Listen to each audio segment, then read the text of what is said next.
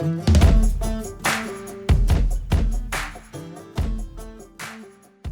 morning. I'm Chakri, Gottemukkala, the CEO and co-founder of O9, and along with me on stage is Stephan Barse, VP of Global Business Development. And in the room here, we have people from all across the world who have come here to Dallas today. Of course, from the US and Canada and Mexico here in North America. It's a shorter flight, but we have people who are coming all the way from Japan, from Korea, from India, from the Middle East. A lot of people are coming from Europe, so a big thank you to everyone for making the journey here. I think we are in the audience, what binds us together? It's about making digital transformation real in our organizations. And as you all know, it's not easy work, right? It's hard work. A lot of challenges, but the potential is enormous, and that's what's really exciting. So the next few days, hopefully, we start learning from each other and get motivated again for the journey that's ahead of us. So in terms of making digital transformation real, the theme of the organization, a theme of the conference. The other day, a friend of mine forwarded a little humor, a joke to me, which I thought was kind of pertinent to the difference between reality versus kind of the hype. So here's the joke. An ex-consultant, and no dig at consultants, I'm a consultant as well, so was asked what he was working on. And you see on the stage he was working on aquathermal treatment of ceramics, aluminum, and steel under a constrained environment. Like a lot of buzzwords there. I'm thinking, what the hell is he talking about? So when we dug deeper and trying to figure out what he was doing, he was washing dishes in a kitchen, right? So what's the point? I think with respect to digital transformation, there's so much hype around all the things that are going on, AI, machine learning, IoT, the self-driving enterprise, a lot of buzzwords around it, right? But why is there so much buzz, and what is the reality? So if I look at enterprises, why is there so much buzz? One of the reasons we find is because in our personal lives, digital transformation has really made an impact, right? So think of what we're using in our personal lives.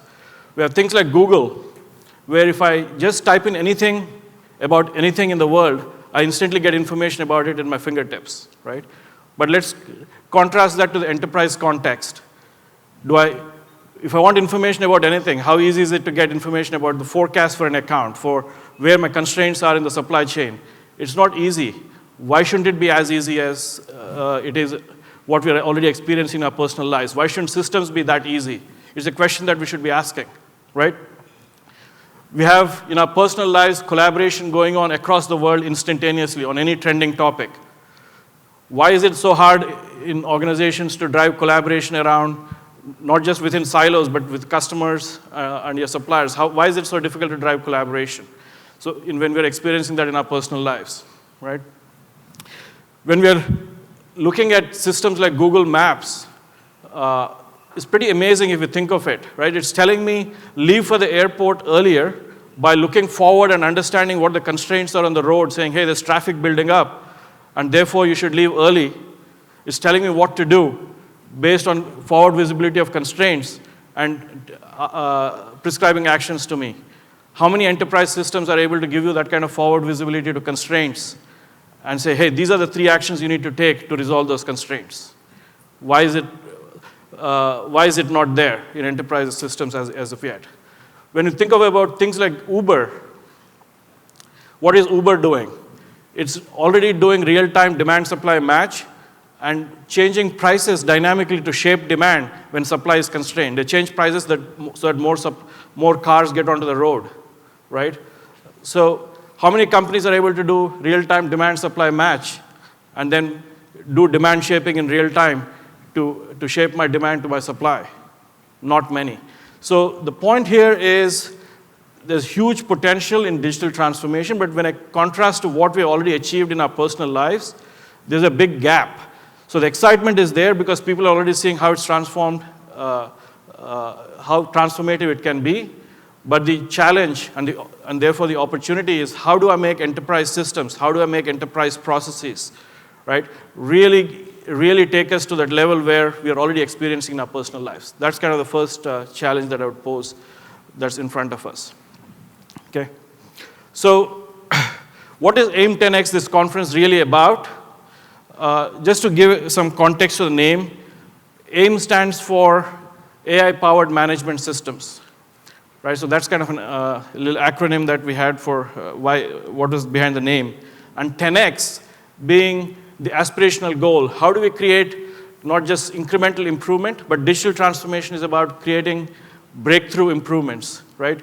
10X faster processes, 10X faster in ability to detect changes in what's driving my demand in the market. How do I detect those problems earlier?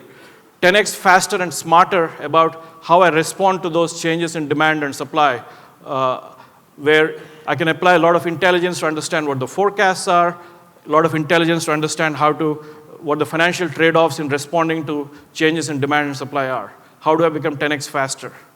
And 10X more productive. Most organizations we see there's a lot of silos and latency, a lot of work that's being done that is really, very talented people doing a lot of non-productive work. How do we make organizations 10X more productive, leaner, less hierarchical, and really fast in making decisions and kind of creating inspired organizations? So that's how we think of AIM 10X. AIM 10X is really using AI-powered management systems to drive 10X improvements in capabilities for faster decision-making, faster execution, and driving transformative business models and business processes. So that's what the agenda has been set as for over the next few days. But really, as a community, we want to drive this conversation, this thinking across this the set of people here in the room, but across really hundreds and thousands of people working in organizations that are looking to make change happen. Okay. So what is really required to make AIM 10X happen? What is the architecture that is required in terms of processes and systems? How to kind of create a mental framework of thinking about it. So, I talked about consumer systems, and I'll use one of those examples just to set the analogy of what is the architecture that is required in enterprise systems. So if you take Google Maps, everyone has used Google Maps. This example of the app telling me, hey, leave for the airport 15 minutes earlier or right now because there's traffic on the road, right? So you need to leave now to get to the airport. If you think of it, that's pretty amazing stuff. But what's behind the scenes, and what can we learn from that for enterprise architectures, for what kind of capabilities that are required? Okay. If I just take that simple example, what's powering that use case is in the center, there's 3 layers there. In the center, we're calling it the brain. Think of it as an AI-powered knowledge model. What is that brain doing, right? In the maps example, it's got a full model of what we're calling the network master data there. It's got every zip code, every address, every road, the speed limits on the road. A lot of that model is being stored in the brain, right? But that was there before as well. Those were available in yellow pages. What's really different about what's making Google Maps magic happen? How is it telling me how to get to the airport faster? The real magic there is the number 2 point there, which is the real-time sensors, where because of our cell phones, because of various sensors they have, they're able to detect traffic on the road in real time, at global scale, right? They're able to get data in real time as to what's going on at every world. And that data has to be stored somewhere. So the brain requires the ability to store massive amounts of data, That's coming back to the big data store there. And then with that data, it's able to run now algorithms that detect exactly how much time it's going to take from point A to point B. Then it's correlating it with data that tells me what time my flight is about to leave, and telling me, therefore, figuring out I need to leave early for the airport, right? So it's, and the third aspect of this architecture then is finally that what we're calling the digital assistant, which is, okay, the brain has computed all the information, but to make it really prescriptive, it's coming and telling me, hey, leave for the airport right now, right? So if you think of it, the brain is in the center. The brain is useless until I get a lot of good data, real-time data that's telling me what's going wrong, what's going right, and then how do I action upon it is through digital assistants that tell the key roles what actions to take based on computations that the brain has made. Okay? A simple framework on what real digital transformation is. You can think of various other examples. If you think of autonomous cars, same model, right? You have a lot of real-time sensors that are collecting data that is likely to predict what's going to happen in front of you on the road. The brain is computing exactly what actions to take, and then helping make decisions on how to drive the car. So now let's apply this to, how does this apply to the enterprise space? This is a slide that we've been explains the platform that O9 has built, but a lot of the thinking, I'll give you a high-level summary. What we have done is, in the middle, the enterprise knowledge graph, the brain that we talked about just now, is how to capture the knowledge of the enterprise into a system, right? It's what kind of knowledge do you want to capture? If you really want to understand demand and supply drivers, there's a lot of knowledge that you need to be able to capture of the market. So in the brain, we are able to capture all elements of intelligence about your market, about demand, and about supply. And that's the core of what we are building for organizations. What's the enterprise knowledge graph, what we call the enterprise knowledge graph, that represents all the knowledge about market drivers, demand drivers, supply drivers, and how do we represent it in the model so that it can do the intelligent computations and prescribe actions. But to make that brain work, as I said, what is the critical piece of what is the critical element of the architecture? The brain is great, but without the data, without getting real-time data on exactly what's going on in the market, in terms of getting data in terms of what's going on in the supply chain, the brain is pretty useless by itself, right? So what's making it real, digital transformation real, is what we see on the bottom. How do we bring in data from various sources? And we'll walk through examples as we go through the presentation today.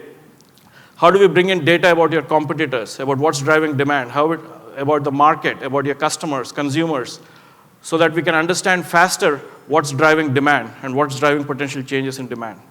And how do we bring in data from your supply base where things are going wrong, and how do I respond to that? Okay? So, and then the final aspect of it is we're creating what we call digital assistants for planning processes, whether it's planners or executives or a salesperson going and visiting customers or a procurement person working with your suppliers. What is the digital assistants that can, like the Google Maps example, where it's prescribing to me what to do? What are the digital assistants that need to be created where a salesperson who's going and visiting a customer, what are 10 things that they should be asking the customer about, right? What are the pricing actions that they should be pushing? What's the new product introduction information that they should be pushing to the customer?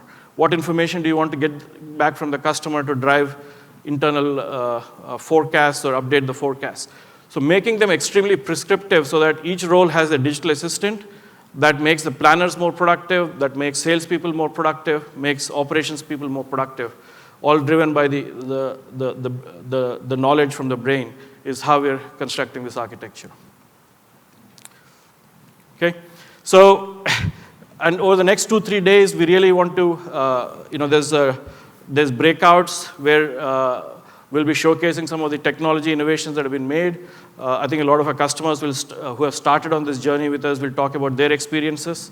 And let's make it a highly, hopefully, it's very informative for you. As I said, companies are in the early stages of this transformation, but the ability to make this real is right in our grasp. And what I'll do over the next maybe 20 to 30 minutes, along with my colleague Stephan here, we want to walk you through some of the key use cases that we are finding. We've been talking to hundreds of global corporations who are making efforts in digital transformation. So we kind of narrowed it down to what are the top 3 use cases that we are finding that, for example, on the demand side, right? What demand process improvements are possible with digital transformation? We'll walk you through those. Similarly, from supply chain standpoint, on the supply side, what key transformations are possible, where people are really spending a lot of time on, and then bringing it all together from an integrated planning standpoint, integrated business planning standpoint, what are those key innovations that are possible. So that's kind of, and I think if you can, I'll walk you through 6 or probably 9 use cases, 3 in demand, 3 in supply, and 3 in IBP, integrated planning. If we can start making headway in those things, I think we have made a big dent in making really digital transformation change happen in your organizations. With that, Stephan, yeah, thanks, Chakri. And I think what I like about the question, right, is, hey, shouldn't my enterprise system be as simple to use as Google? That's in essence the question. And the answer to that is obviously, yes, it should. And that is where we are bringing some amazing innovation to actually all of you. And we're going to demonstrate a little bit of that. So if we can switch to the demo. What you're going to see here, right, is a search query. I have some favorite reports and some recently visited pages. And what this in essence is doing, it actually connects down to that enterprise knowledge graph. And I can find any type of information that I might want to look for, similar to how I use Google in my daily life. So let's try it out, right? What I'm going to do, I'll just search for a random order, and let's see what I get.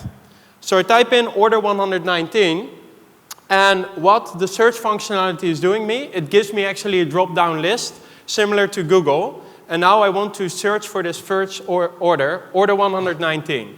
What that does, and similar to if I would look for a customer or for a product, it would give me the same, some sort of a web page. What is that web page showing me? It gives me some KPIs of this order. I see my demand quantity, I see the associated revenues, I see the associated COGS, I see the associated demand priority. And the platform is smart enough to help me navigating, right? Because what would be a logical next step is actually look into the fulfillment of this order. How is this order being fulfilled throughout my supply chain? So I can quickly click on the fulfillment plan on the right-hand side. What am I looking at here? I actually see the network popping up here in the middle. So if I scroll a little bit more to the left, I can actually see all the raw materials that are going into this product, all the way down to how this product is being fulfilled to my final ship to location. So it becomes very, very easy to go from a search, more or less search engine, down to this level of detail. Now, if I navigate back, the question is, can I only find objects, like products, like orders, like customers? Obviously not, right? We can find much more information. So most likely, earlier this morning, some of you have been in conference calls talking about constraints. So let's see how the platform could help with that. So I can just type in Constraint Summary, for instance. So what happens, again, I get a drop-down menu. So I can click on one of those. And what is this doing? It gives me not only, right, on the left-hand side, my capacity constraints at the resource line at the factory. It gives me my material constraints. But it understands that it needs to contextualize this to the demand supportability. That's what you can see in that graph. So I can see my unconstrained demand, that is my dotted line, versus what can I support on time is green, versus what's going to be late, which is yellow. Right? So the intelligence behind is actually giving me a lot of information that is relevant to the search query that I'm looking for. Yeah. Switch back to the PowerPoint. So the point here is that's just a preview of one of the many innovations that we're bringing into the platform.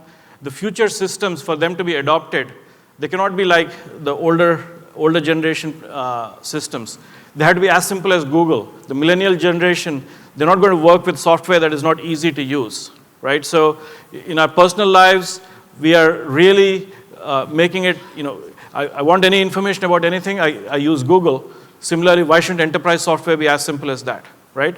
So what was shown there is extremely powerful capability where there's a lot of knowledge in that brain, but all of it is being accessed by a simple search kind of mechanism where I type in any question about a customer, an order, a forecast, all the information related to that is at my fingertips. I can ask it more higher level questions like, tell me my constraints, tell me my where the demand has changed, things like that. So even executives who are never typically using a system should be able to learn how to use a system. That's kind of one of the key innovations that we are driving, just a sneak preview of that. Does it make sense? Yes? Yeah, all right. So coming back to the broader theme, I said we're going to talk about key use cases that we are seeing as highly, what are the practical use cases that digital transformation and AI and machine learning and these technologies can be applied to today to make an impact in your organization. So we'll start on the demand side. With respect to managing demand or driving demand or forecasting demand better, of course, everyone is interested in that, right? How to increase my demand and improve my forecast. So the first one, the top question that people are asking is, how can we spot risks and opportunities in demand much earlier? We have all been in planning meetings where we are surprised by changes in demand. My forecast was 100, but actuals came out to be 80. And what is the question that a management team always asks? If the forecast is 100 and actuals was 80, people say, hey, what happened? Why did you miss the forecast? Right? Those kind of questions are asked. But really the more important question to ask is, why didn't we know earlier? If it was only 80, when could we have known that there was something going wrong in the market? Maybe something with respect to a competitor action, maybe something with respect to a marketing program or a trade program that we're working with our customer being canceled, with respect to a new product being delayed. There's a whole bunch of reasons why that actuals turned out to be 80 and not 100. But when did we know earlier? How can I spot those drivers of demand much earlier? And that's where a lot of innovation is going in. So companies are working instead of forecasting based on shipments and point of sale data, how do I really understand external drivers of demand? Whether it is competitor actions, about pricing, about things changing in the demographics of the market. How do I get those drivers faster so that I can understand changes to demand and supply, demand risk faster? Okay? And we'll talk about a few of those in a couple of minutes. The second one, a big innovation that we're seeing in the market is people have been looking at new ways to drive forecast accuracy and improve the accountability to forecasts, right? So, if you think of where most companies are, forecasting is really a consensus process with sales providing their input. Some of the more advanced companies are doing a lot of statistical forecasting to drive forecasts, but a lot of innovation now is going into how do I use machine learning and AI algorithms to improve the forecast accuracy, and more importantly, drive more accountability to the forecast with sales teams where we can reduce the bias and things like that we see in forecasts. Okay, so that's a big area of innovation. Lot of possibilities, especially as we get more and more data from the market, which is the first step I talked about, how to take that and drive improvements in the quality of your forecasts. So we'll talk about that as well a little bit. And the third area where we are seeing a lot of innovation and possibilities are what we're calling analytics-powered commercial planning. So I have a forecast, and the forecast, let's say something has changed in the market, the forecast has gone down, but my plan was 100, but my latest forecast is going to be only 80, and I have a gap, right? What's the main purpose so as a commercial organization, I need to close that gap. What actions am I going to take to close the gap between 100 and 80? It could be marketing actions, it could be new product actions, it could be sales actions. How do I determine what are the right set of actions to take? And that's a big aspect of what we're calling as commercial planning tied to, and that has a big impact on the demand, right? So there's a lot of innovation going into that area where people are asking, how does the system help me analyze based on what's happened in the past, based on sensitivity analysis, what set of action should I take to close the gap between plan and forecast? What initiatives should I drive? Okay? So that's the area number 3. And maybe, Stephan, if you can show a few of those innovations in the platform where we are driving it. Absolutely. Can we switch to the demo? So a couple of things that Chakri talked about was the different drivers of demand. And what you're looking at here is a couple of those drivers coming in where you see whether it's structured or unstructured, all that data is coming together. So you can see there's POS data coming in from SAP, for instance. There is a marketing calendar, a new product introduction calendar. There's information coming in from actually competitor promotions and competitor pricing that we can nowadays get from web scraping, but also, for instance, information that we are maintaining in our CRM system, whether that's Microsoft CRM or Salesforce or whatever. So all those different drivers are coming together and are more or less feeding the model that we use for both post-gaming and our machine learning based forecasting. So the key point here is, most forecasting models, we've been focused on shipments and point of sale, but now how do I really get external drivers of data? And it's not a rigid model at all, because today you determine, hey, if I'm a CPG company, I'm finding short-term forecasts have significantly impacted by, say, weather and temperature. And we never thought about that in the past, but I need to extend my model easily. There could be other drivers that are coming up all the time. The key is, how do I bring in new sources of data, and is the model easily extensible? If you think of it, the human brain is extremely flexible in that fashion. It can absorb new pieces of information and reconstruct its models. And enterprise applications and platforms need to be that flexible. Otherwise, if there's a new piece of data that's important for the forecast, but if your platforms are not flexible, then spreadsheets pop up again to start dealing with those new pieces of information, right? So that's one of the key aspects. But by the way, what you showed, Stephan, here seems to be very consumer products oriented. How does it apply to, say, industrial products or semiconductor suppliers and auto suppliers?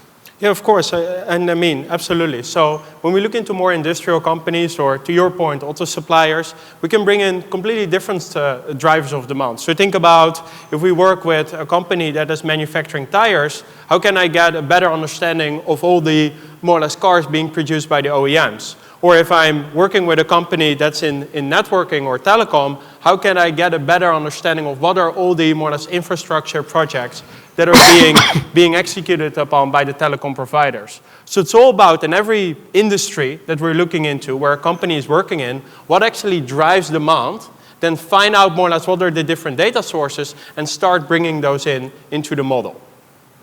Excellent. So now that if you can start bringing in those demand drivers, and it's flexible and we can keep extending it, then the next question is, how do I take those drivers and really drive improvements in my forecasting?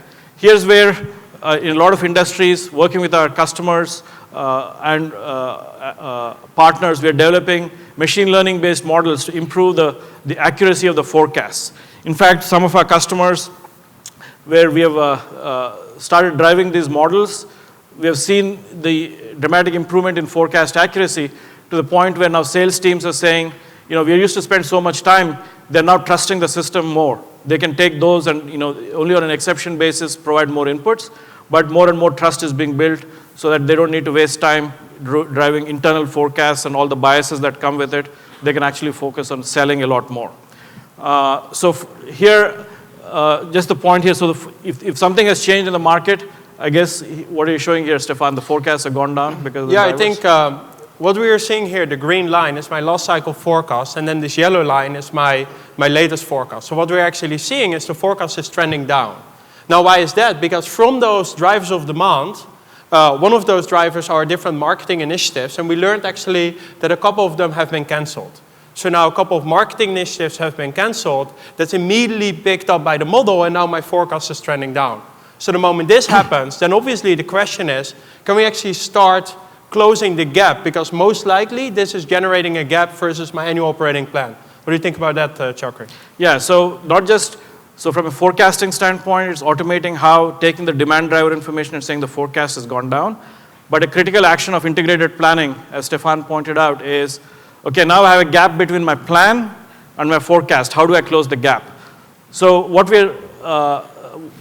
so the key questions that our customers are asking is to close the gap between plan and forecast. And depending on the business, I have various plays to execute, right? I can do marketing plays, variety of marketing programs. I can do innovation programs like adding new products. I can change the assortment in my customers. I can do pricing actions. What set of plays do I run to close the gap, and what's the impact on those financials? That's a key question that's being asked. And how do I apply analytics and machine learning to determining that, because there's huge value there. Stephan? Yeah, so what are we looking at here? So you can see this dotted blue line, which is my annual operating plan or my budget or my financial plan. And then what I can see is I see that I'm comparing that versus my current outlook, plus all the approved initiatives that are already baked in the plan. Now what you can see, especially in all the months going forward, there's a gap to close. And how can an intelligent platform helping me closing that gap? And actually what you're seeing here in the bottom, it has found all kinds of different proposals, whether those are marketing initiatives or trade initiatives or whatever it is, to start closing that gap. And how is the system doing that? That's what you can see over here. You can see this prescribe button. So if I open this up, what you can actually see is the initiative type. What is an initiative type? I can, for instance, say, okay, marketing initiatives or trade initiatives. So let's say you only want to focus on trade initiatives, and then you say, okay, there is an ROI threshold. So maybe you don't want to even bother about marketing initiatives or trade initiatives that are not generating an ROI of 75% or higher. And then I can also add, for instance, a star rating. So let's say I want to focus on those trade initiatives with an ROI higher than 75% and a star rating of 3. I can just submit. And what the platform is actually doing, it finds out all those different initiatives where you can see they are now showing up here in the bottom, and I can actually now intelligently review those, select them, and start closing the gap to my annual operating plan. Yeah, so the key here is there's a lot of knowledge that today, how are people doing it, right? There's systematically last year, what promotions did I run, what marketing initiatives, there's a lot of knowledge base built up in the minds of the planners, and they're essentially saying, okay, what worked, what did not work, and trying to replicate some of those initiatives this year with other initiatives based on new ideas. So how does the system really help learning all those things? Because there's massive amounts of data, right, in terms of companies running initiatives to drive demand by market, by country, by product line. So how does the system learn all those and then is recommending what worked and, hey, double up on these initiatives and try them again. But these things you really shouldn't, they did not hunt last year or last quarter. So they should not be recommended. And it's taking those, it can start recommending those based on, hey, if I need to close the gap this quarter, then I have only so much lead time available, so only a certain set of plays available. But if I'm trying to close the gap next quarter or 2 quarters from now, I might have more degrees of freedom. So in terms of driving new products or longer lead time plays. So all that intelligence that today people are kind of applying it ad hoc based on tribal knowledge, a system is able to learn that and start prescribing how to close the gap. And there's a huge opportunity we are seeing in the space of integrated planning, kind of tying commercial planning to the demand forecast. Does it make sense? Back to deck.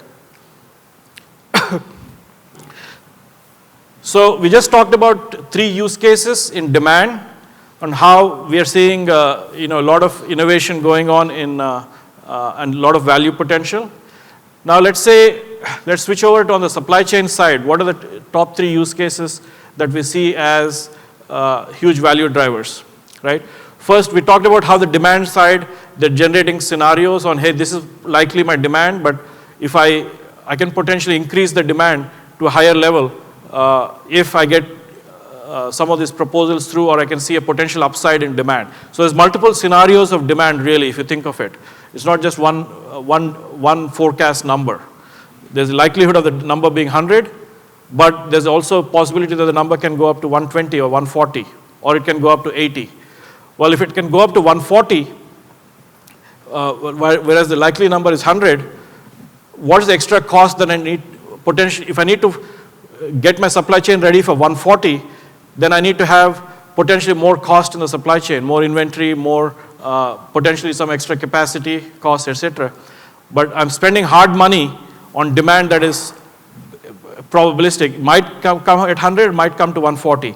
How do I evaluate the trade-offs and saying, should I bet on planning for 140 or should I bet on planning at 100 because of the cost versus extra demand trade-offs? So those kind of scenarios are extremely difficult to run today in a business environment, but people are asking those kind of questions in every part of the planning horizon, whether it is very, very short term, hey, demand has gone up or supply has gone down.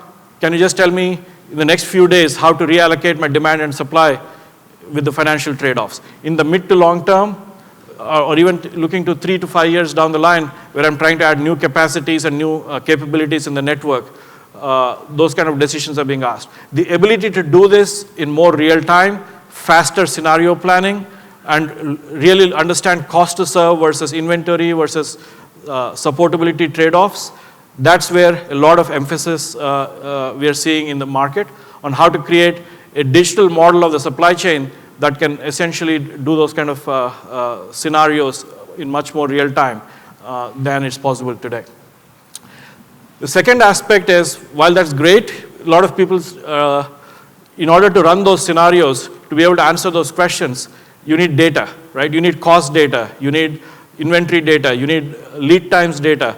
That data does not exist in a ready fashion in most enterprises.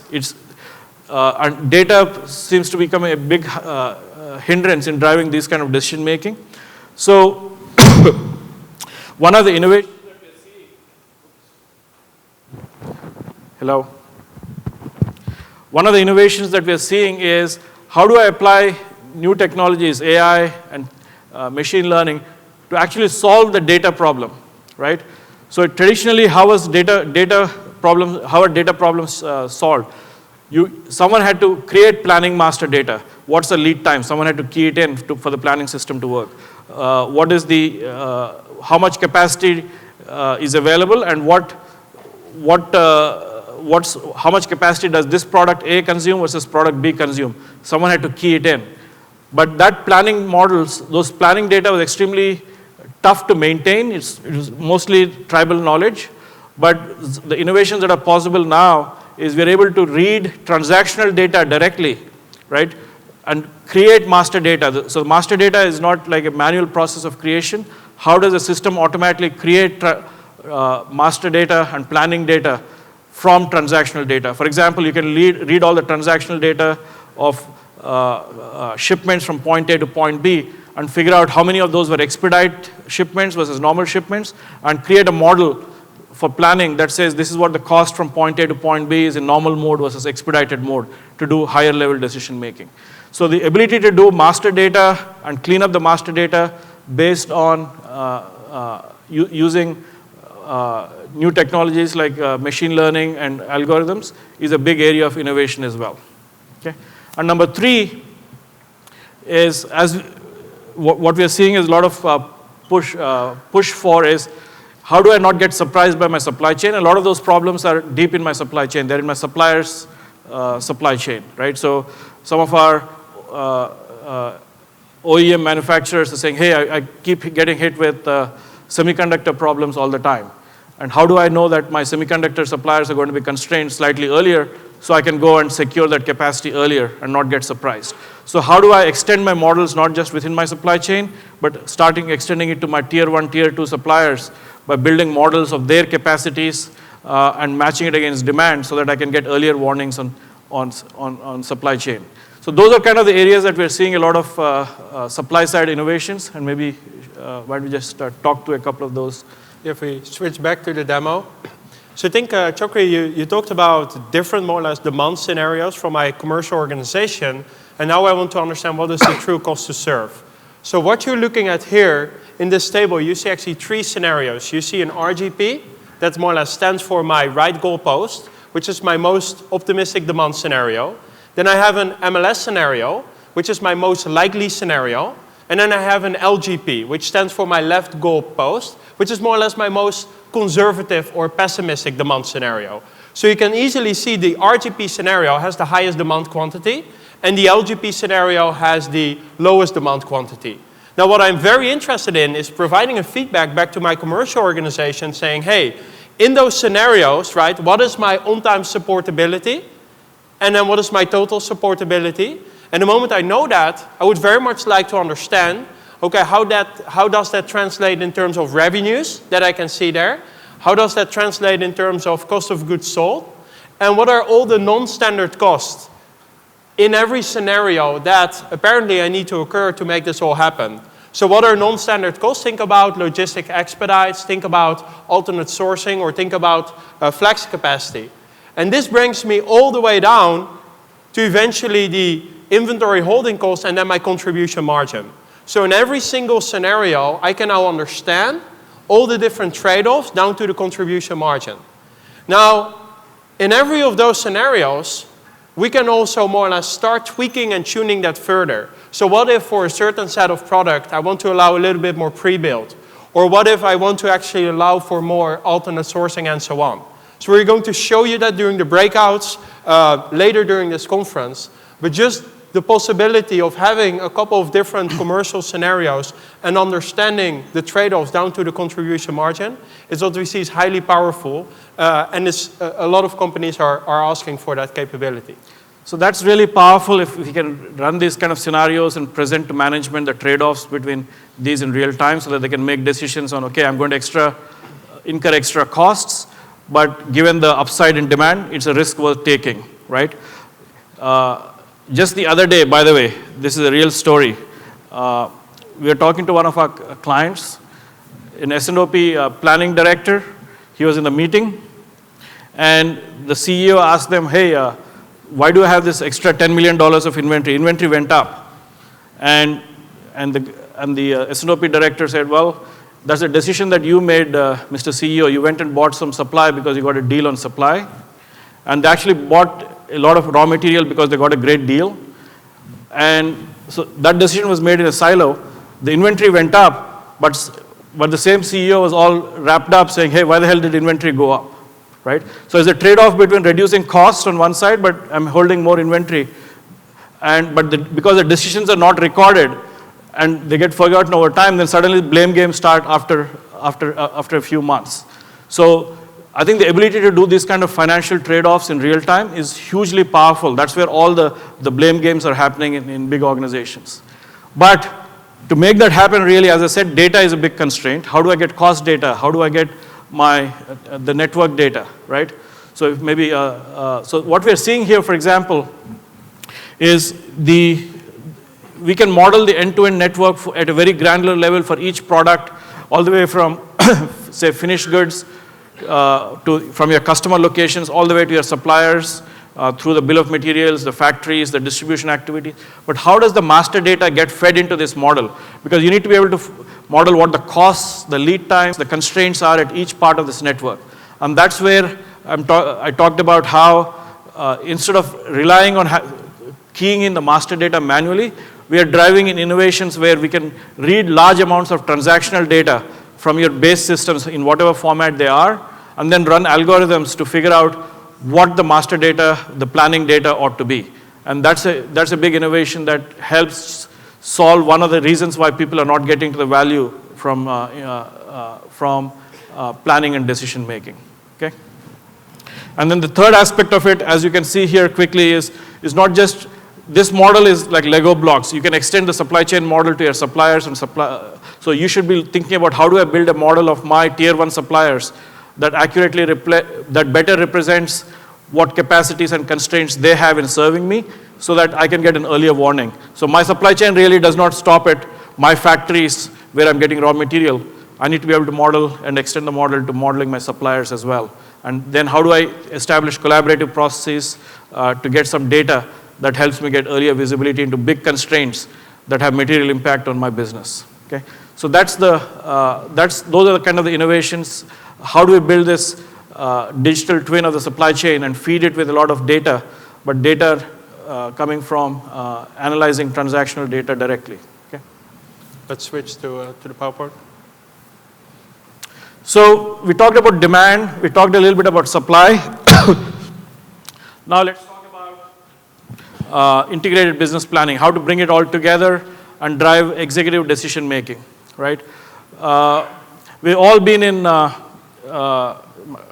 lot of the clients we talk to, and we've been participating in redesigning processes. IBP meetings, monthly IBP meetings or business plan review meetings, S&OP meetings, which are big PowerPoint fests, right? Like 100-page PowerPoint decks that you go into a meeting with, and some executive asks a question on slide 2, and then the meeting goes haywire from there because the PowerPoint is really not answering that question. So how do we change this? And by the way, those are big productivity killers, right? Imagine the effort that went into creating that 100 PowerPoint page deck. A lot of people had to stay overnight for a week to create those decks.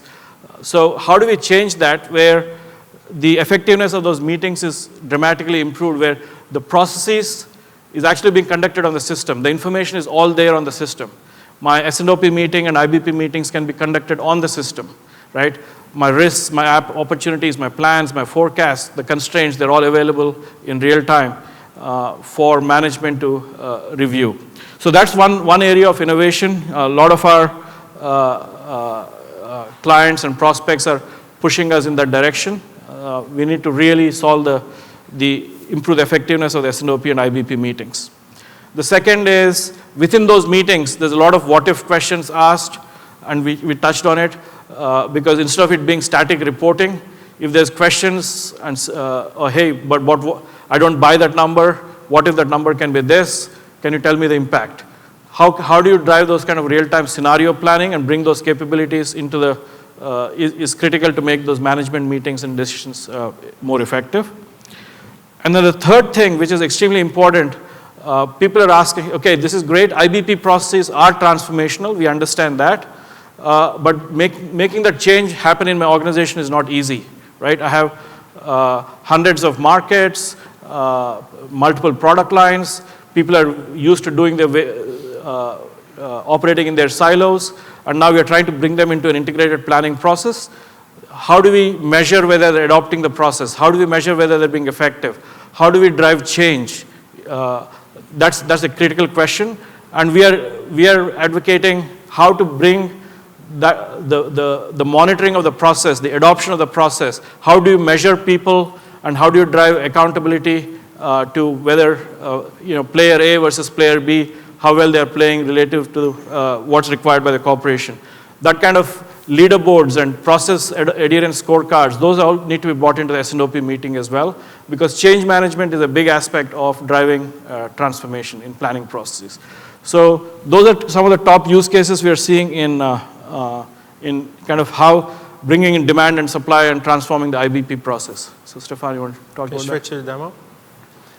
So yeah, Chakri, you talked about how can I actually run an IBP meeting on the platform, and that's what you actually can see here. So what we are looking at on the left-hand side, this could actually be an agenda of an IBP meeting, right? There could be a couple of action items that I would like to follow up on.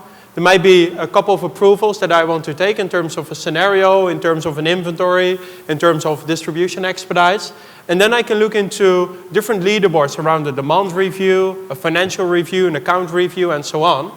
And also, Chakri, you touched upon, but how can I actually more or less institutionalize this? How can the IBP process help me driving change throughout my organization? And one of the things to do that is, for instance, a process monitor, which I'm bringing up here. So what you're looking at, right? There are all kinds of processes, and there are all kinds of sub-processes, and there are all kinds of different tasks, whether it's analytical or collaborative or whatever. And now, if I'm orchestrating the whole IBP, I can actually see who's responsible for what. Is that person actually following up? What are the different due dates?